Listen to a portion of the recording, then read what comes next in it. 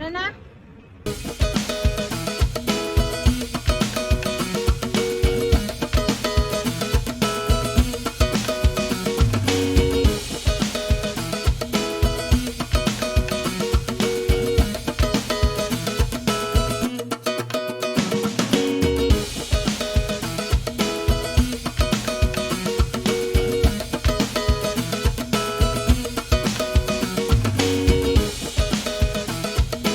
So guys, dito kami sa Alisian. 5 oras na biyahe, drive, motor. Oh. Hinahanap namin yung kasama namin na nawawala. Nawawala talaga si Ann.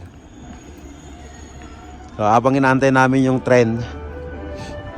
Ngayon, ang siste, nakita ni Jomar dito pala natutulog. Natutulog ka rito. Sa tabi-tabi natulog. Sige, matulog ka muna dyan. Wala pa namang tren. Diba? Natulog. Hinahanap namin. Nahanap ka talaga namin. Okay, idlip ka dyan. So, 11 degrees dito sa Alisian. 11 degrees. Yan.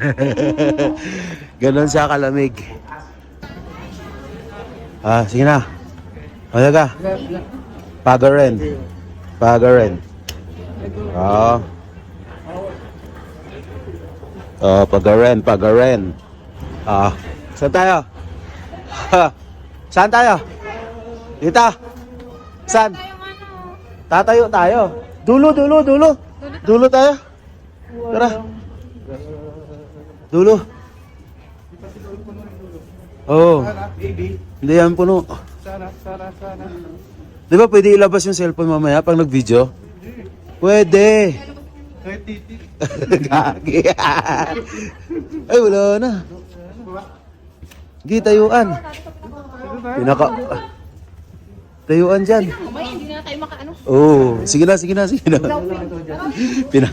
Pinakadulo talaga. Okay. Pasok mga suki. Artista tayo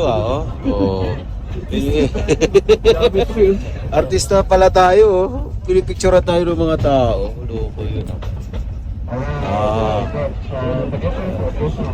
Binibidyohan tayo.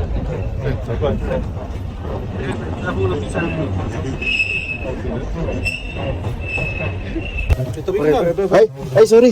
Sorry, ikaw pala ang driver. Bye-bye. Ito lang pala eh.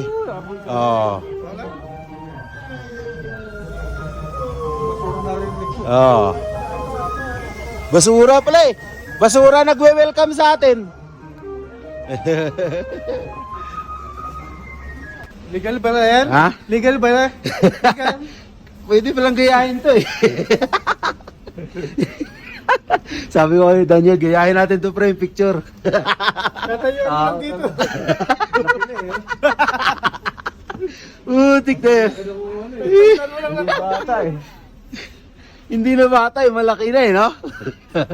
Dapat iliitan nila. Alisian.